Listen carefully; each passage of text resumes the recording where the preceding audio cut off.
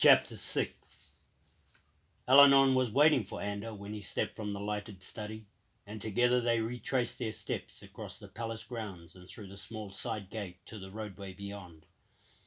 Then Eleanor asked to be taken to the stables. Wordlessly the two followed a back trail that took them through a small stretch of forest to the stable paddocks, and from there to the stable entry. Ander dismissed the old stableman with a word of assurance, and Eleanor and he stepped inside. Oil lamps lit a double row of stalls, and the soft whicker of horses sounded in the stillness. Slowly Eleanor passed down the line of stalls, eyes shifting from horse to horse, as he walked to the end of the first row and started back up the second. Ander trailed after him and watched. Finally the druid stopped and turned back to Ander. "That one," he pointed. "I'll need the use of him." Ander glanced uneasily at the horse Eleanor had chosen. The horse was called Artek, a huge coal-black stallion standing fully 18 hands high. Artek was big enough and strong enough to carry someone of Eleanor's size, and he could withstand a great deal of punishment. He was a hunting horse, built for stamina rather than for speed, yet Ander knew him to be capable of great speed over short distances. His head was narrow and rather small, particularly when viewed in comparison to his great barrel-chested body. He had eyes that were set rather wide and coloured a startling azure. There was intelligence in those eyes. Artak was not a horse that could be mastered by just any man. Indeed, that was exactly the problem. Artak was strong-willed and thoroughly unpredictable. He enjoyed playing games with his riders, games that usually ended with riders being thrown. More than a few had been injured in those falls. If the man riding Artak was not strong enough and quick enough to prevent it, Artak would find a way to shake him off within seconds after he was mounted. Few men bothered to chance this. Even the king seldom rode him any more, though once he had been a favourite. "There are others," Anders suggested hesitantly, but Eleanor was already shaking his head no. "This horse will do. What is his name?" "Artak," the elven prince replied. Eleanor studied the horse carefully for a time, then lifted the stall latch and stepped inside. Anna moved over to watch. The druid stood quietly before the big black, then lifted his hand in invitation. To Anna's surprise, Artak came over. Eleanor stroked the satin neck slowly, gently, and he bent forward to whisper in the horse's ear. Then he fitted a halter to the black and led him from his stall down the walkway to where the tack was stored. Ander shook his head and followed after. The druid selected a saddle and bridle and strapped them smugly in place after removing the halter. With a final word of encouragement, he swung upon the horse's back. Ander held his breath. Slowly Eleanor walked the black down one row of stalls and back along the other. Artak was obedient and responsive. There would be no games played with this man. Eleanor brought him back to where Ander stood waiting and stepped down. "While I am gone, Elven Prince," he said, his black eyes fixed on Ander, "I entrust to you the care of your father. Be certain that no harm comes to him." He paused. "I depend on you on this." Ander nodded, pleased that Eleanor would show this kind of confidence in him. The druid studied him a moment longer, then turned away. With the Elven Prince following once more, he walked Artek to the rear of the stable and pushed ajar the wide double doors. "Goodbye then, Ander Elesadel," he offered, and remounted. Easing Artek through the open doors, he rode swiftly away into the darkness. Ander watched him until he was out of sight. For the remainder of that night and for the better part of 3 days that followed, Eleanor rode Artak eastward toward Paranor. His journey took him through the deep forests of the Westland to the mouth of the historic valley of Wren, and from there on to the sprawling emptiness of the Strellerheim plains. He travelled steadily, pausing only to rest, feed, and water Artak. carefully keeping within covered areas of the land where possible, steering wide of caravan routes and well-travelled roadways. As yet, no one but the Elven King and his son knew that he had returned to the Four Lands. No one but they knew of the Druid histories at Paranor, or of the Seventh Chosen. If the evil they had broken through the forbidding were to discover any of this, his quest would seriously be threatened. Secrecy was his greatest ally, and he intended that it might remain so. At sunset on the second day of travel, he arrived at Paranor. He was certain that he had not been followed. While still some distance from the ancient fortress, he left Artak in a small grove of spruce, where there was good grass and water, and proceeded the rest of the way on foot. It was not as it had been in the time of the Warlock Lord. The packs of wolves that had prowled the surrounding forests were no more. The barrier of poison thorns that they had walled away the keep was gone. The woodlands were quiet and peaceful, and in the early evening dusk filled with the pleasant sounds of nightfall. Within minutes he stood at the foot of the Druid's keep. The aged castle sat upon a great mass of rock, rising above the forest trees as if it had been thrust from the bowels of the earth by some giant's hand. It was a breathtaking vision from a child's fairy tale, a dazzling maze of towers and walls, spires and parapets, their weathered white stones etched starkly against the deep blue of the night sky. Eleanor paused. The history of Paranor was the history of the Druids, the history of the forebears. It began 1,000 years after the great wars, all but annihilated a race of man, and changed forever the face of the old world.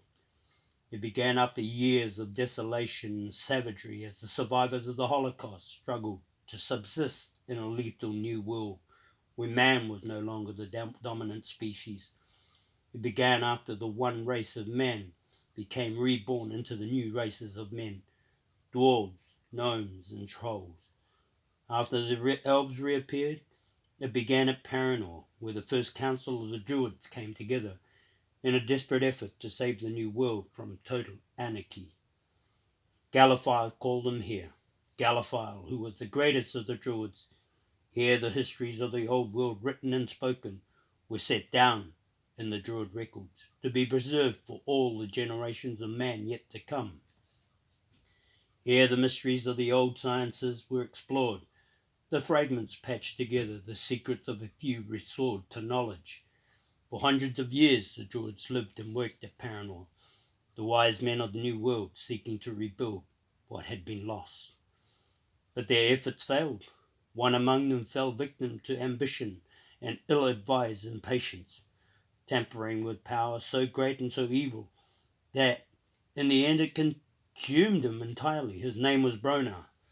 In the first war of the races, he led an army of men against the other races, seeking to gain mastery over the Four Lands.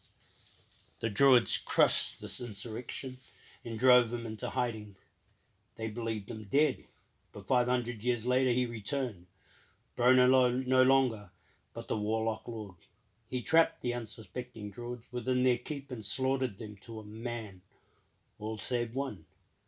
That one was Bremen, Eleanor's father. Bremen forged an enchanted sword and gave it to the Elven King, Shannara, a talisman that the Warlock Lord could not stand against. It won for the elves and their allies the second war of the races and drove the Warlock Lord again from the world of men. When Bremen died, Eleanor became the last of the Druids.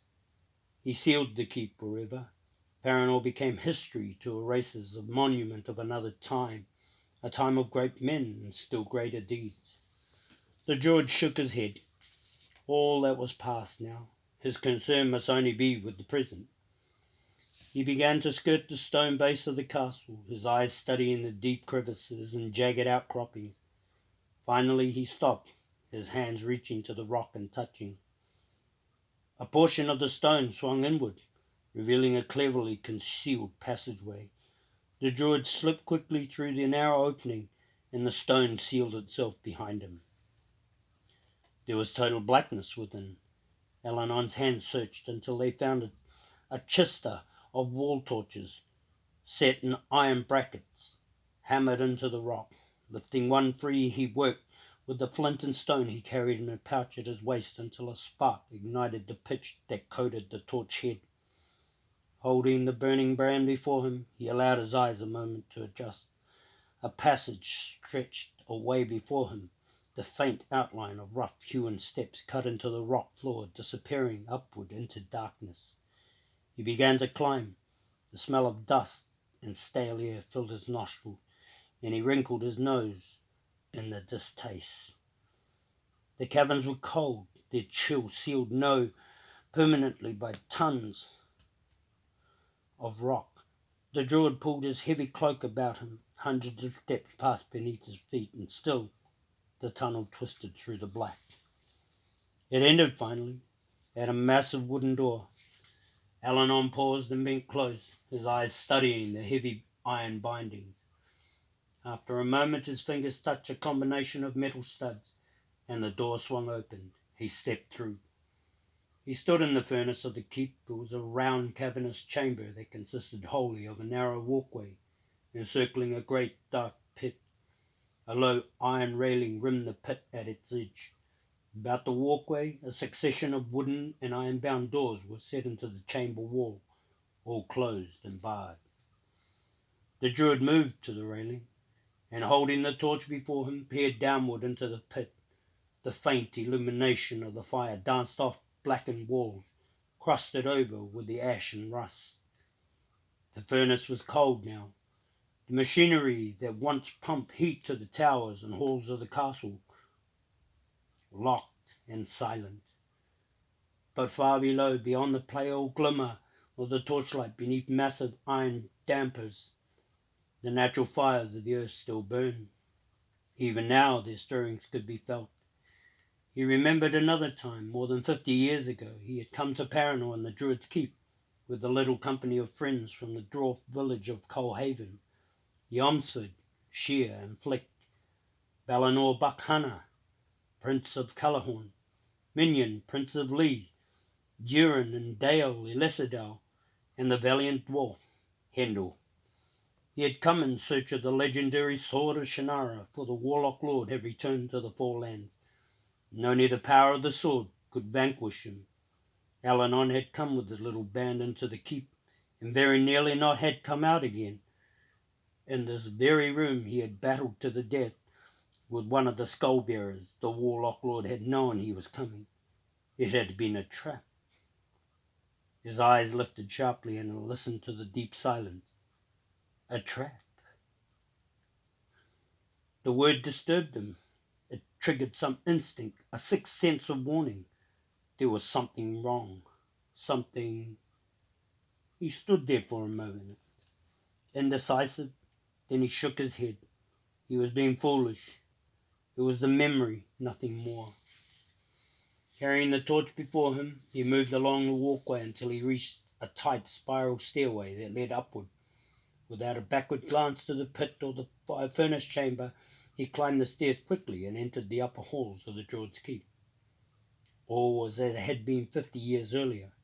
Starlight filtered through high windows and thin ribbons of silver, touching softly the heavy wooden panels and polished timbers, and framed up the towering corridors. Paintings and tapestries hung the length of the hall, their rich colours muted into greys and deep blues by the nightfall. Statues of stone and iron stood silent, watched before massive wooden doors with handles of brass. Dust lay over everything, a thick soft carpet, and long streamers of cobweb fell from ceiling to marble floor. Eleanor moved down the hallway slowly, the torchlight burning through the haze of musty air that hung motionless through the keep. All was silence, deep and penetrating. His footfalls echoed eerily as he walked, and small puffs of dust rose in the air behind him, stirred by the passing of his feet. Doors came and went to either side, all closed, their metal fittings glittering fire as the torchlight struck the mirrored surface. The hall he travelled into intersected another, and he turned right. He walked almost to its end. stopping finally before a smallish door of white oak and iron. A huge lock secured this door. The druid fumbled for a moment at the pouch about his waist, finally producing a large metal key. He placed the key in the lock and turned it twice. The mechanism creaked in protest, its workings rusty with disuse, but the heavy bolt drew back. The iron handle slipped free of its catch. Elanon stepped inside and closed the door behind him. The room he had entered was small and windowless. It had once been a study. Shelves of framed, cloth-bound books lined its four walls. The colours of the bindings long since faded. The pages dried almost to dust. Against the flat wall were placed two small reading tables with chairs constructed of reed and cane, stiff and solitary, like sentries at attention. Closer to the doorway were two more comfortable-looking armchairs, formed of thickly padded leather. An aged hand-woven rug lay loosely across the wooden plank, flooring hammered down with iron nails. The fabric of the rug was laced with heraldic designs and bits of gold leaf. The druid glanced about the room perfunctorily and moved to the wall on his left. Reaching behind the books at the end of the third shelf down, he located two large iron studs. Where he touched these, a section of the bookcase swung open, silently ajar. He pushed the shelving out a bit to allow himself room to pass through, then pulled the coursing closed behind him. He stood within a vault, constructed entirely of massive granite blocks cut to interlock with one another and tightly sealed with mortar. Except for a single long wooden table and half a dozen high-backed chairs, the chamber was bare. There were no windows, no doors save the one through which he had entered. The air here was stale with age, but breathable. Not surprisingly, given the chamber's tight construction, there was an almost total absence of dust. Using the torch he carried, Elanon lit torches bracketed in the wall to either side of the entry, and two squat candles that rested on the table. Once that was done, he moved to the wall to the right of the door and began running his hands lightly over the smooth stone. After a moment, he placed the tips of his fingers and thumbs firmly in place against the granite, bridging both palms out, and lowered his head in concentration. At first nothing happened, but then suddenly a deep blue glow began to spread outward from his fingers and ran through the stone like veins through flesh. An instant later the wall erupted in soundless blue fire. Then both wall and fire were gone. Elanon stepped back.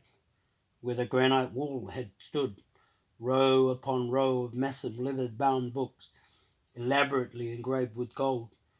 It was for this that the druid had come to Paranor, for these were the histories of the druids, the whole of the knowledge of the old and new world salvaged from the Holocaust to the Great Wars, recorded from the time of the first council of the druids to the present. Elanon reached up and carefully removed one of the heavy tomes. It was in good condition, the leather soft and pliable, the edges of the pages sharp, the binding solid. They had weathered the ages well, 5 centuries earlier, after the death of Bremen, after he had come to the realization that he was the last of the druids. He had constructed this vault to protect these histories so that they might be preserved for the generations of men and women who would one day live upon this earth and would have need of the knowledge of the books contained. From time to time he returned to the keep, dutifully recording what he had learned in his travels about the Four Lands, setting down the secrets of the ages that might otherwise be lost. Much of what was recorded here dealt with the secrets of sorcery, with power that no one but he, druid or ordinary man, could hope to comprehend fully, much less put to practical use. The druids had thought to keep these secrets safe from men who might use them foolishly. Yet the druids were gone now, save for Elanon, and one day he too would be gone. Who then would inherit the secrets of power? It was a matter of no small concern to Elanon. a dilemma for which, as yet, he had found no agreeable solution. He leafed quickly through the book he held and placed it back again. Selecting another, he glanced at the second book, then moved to the long table and seated himself. Slowly he began to read. For nearly 3 hours he did not stir, other than to turn the pages of the history, his face bent close to the carefully inscribed writing. At the end of the first hour he discovered the location of the safehold, but he continued to read. He was looking for something more. At last his eyes lifted, and he leaned back wearily. For a time he just sat there in the high-backed chair, staring fixedly at the rows of books that comprised the Druid histories. He had found all that he had been looking for, and wished that he had not. He thought back to his meeting with Eventine Lessedale. 3 days earlier he had told the Elven King he had gone first to the Gardens of Life, and that the outcries had spoken with him. But he had not told the king all that she had revealed. In part, he had not done so because much of what she had shown had been confusing and unclear. Her memories of a time and of life long gone, altered beyond anyone's recognition. But there had been one thing that she had shown him, that he had understood all too well. Yet it had been so incredible that he felt he could not accept it without first checking the Druid histories. This he had done. Now he knew it to be true, and knew it must be kept hidden from Eventine, from everyone. He experienced a sense of despair. It had been 50 years ago with young Shear, Omsford. The truth must be left to reveal itself through an inexorable passage of events. It was not for him to decide the time and the place of its revelation. It was not for him